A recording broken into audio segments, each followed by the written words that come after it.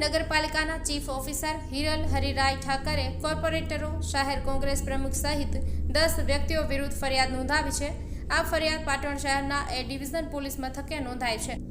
ઘટના 29 જુલાઈ 2025ના રોજ સાંજે 4:30 થી 5 વાગ્યા દરમિયાન બની હતી। ચીફ ઓફિસર હિરલ ઠાકર પોતાની ઓફિસમાં સ્ટાફની એક સમીક્ષા બેઠક કરી રહ્યા હતા। તે દરમિયાન આરોપીઓએ ગેરકાયદેસર રીતે ભેગા થઈ સૂત્રોચ્ચાર કરીને તેમની ફરજમાં અવરોધ ઊભો કર્યો હતો। આરોપીઓએ ચીફ ઓફિસરને અપમાનજનક શબ્દો કહ્યા હતા। તેમણે આ ઓફિસ તમારા બાપની નથી જેવા શબ્દોનો ઉપયોગ કર્યો હતો।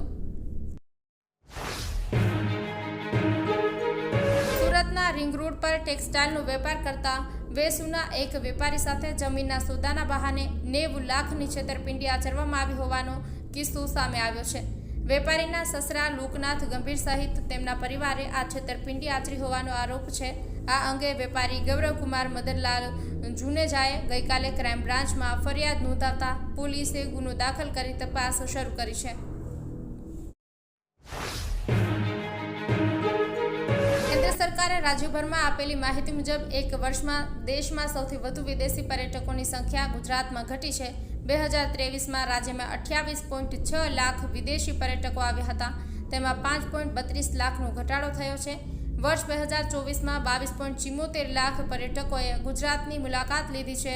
જો કે વનમંત્રી મુળુ બેરાએ દાવો કર્યો છે કે વિદેશી પર્યટકોની સંખ્યા ગુજરાતમાં વધી છે। ગુજરાત દેશમાં પ્રથમ ક્રમે છે।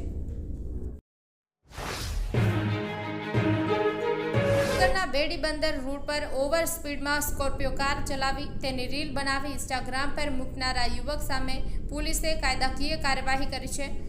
19 વર્ષીય જાબીર મહેબૂબભાઈ છસાઈચા નામના યુવકે પોતાની જીજે 10 DR 3579 નંબરની સ્કોર્પિયો કાર બેડી બંદર રોડ પર અતિ ઝડપે ચલાવી હતી। આ દરમિયાન તેણે વિડીયો બનાવી ઇન્સ્ટાગ્રામ પર અપલોડ કર્યો હતો।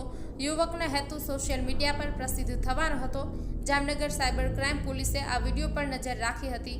પોલીસે યુવકને શોધી કાઢ્યો અને તેની સામે કાર્યવાહી કરી છે।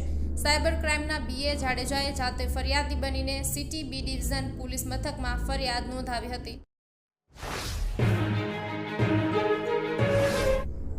સેન્ટ્રલ રિઝર્વ પોલીસ ફોર્સ ગાંધીનગરના પરેડ ગ્રાઉન્ડ ખાતે આજે 58માં CRPF ગ્રુપ કેન્દ્રની ઉજવણીમાં કરવામાં આવી હતી। આ કાર્યક્રમની અધ્યક્ષતા CRPF પોલીસ મહાનિરીક્ષક ગાંધીનગર રેન્જ અનુપમ શર્માએ કરી હતી।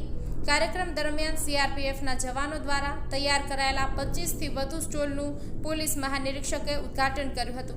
આ સ્ટોલમાં શિક્ષણ, મેડિકલ, કોસ્મેટિક, રમતગમત અને ખાણીપીણી વગેરેનો સમાવેશ થતો હતો। Happy birthday to you. Happy birthday to you. Happy birthday, happy birthday, happy birthday to you. Happy birthday to you. Happy birthday to you. Happy birthday, happy birthday, happy birthday to you. Happy birthday to you. Happy birthday to you. Happy birthday, happy birthday, happy birthday to you. Happy birthday to you. Happy birthday to you. Happy birthday, happy birthday, happy birthday to you.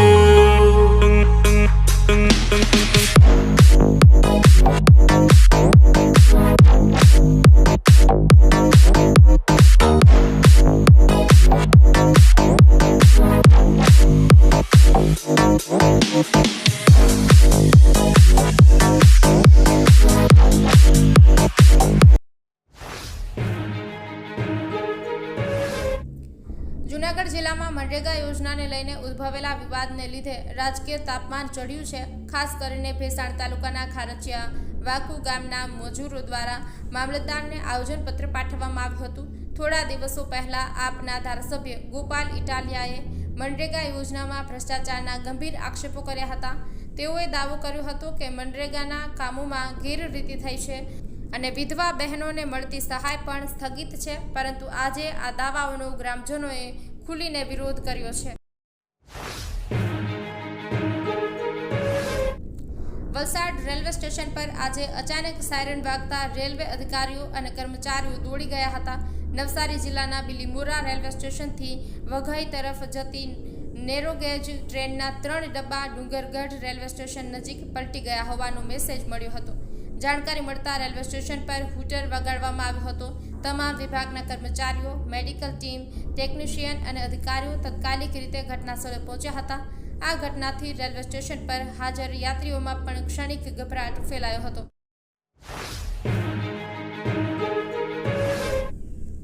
વિશ્વ Umiya foundation સંસ્થાના પ્રમુખ આર.પી. પટેલના માર્ગદર્શન હેઠળ આણંદ જિલ્લામાં મારી ઈંટના મંદિરે તેવા નામથી ઈંટદાન અભિયાન અંતર્ગત એક બેઠકનું આયોજન કરવામાં આવ્યું હતું.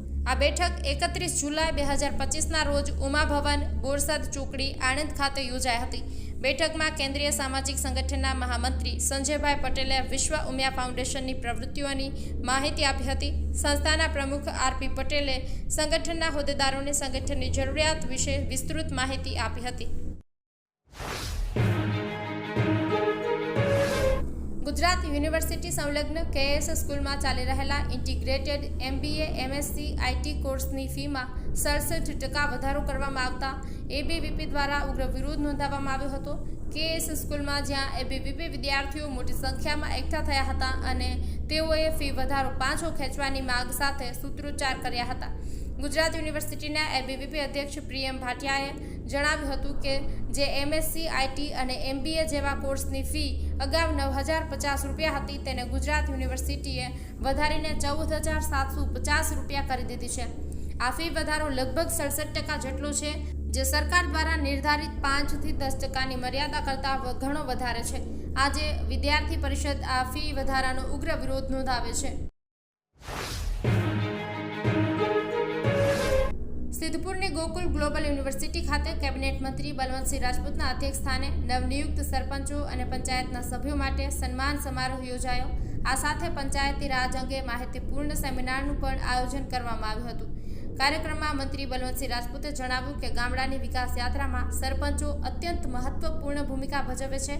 તેમણે વિશ્વાસ વ્યક્ત કર્યો કે નવનિયુક્ત સરપંચો વિલેજ ફર્સ્ટ, નેશન ફર્સ્ટની ભાવનાથી કામ કરશે.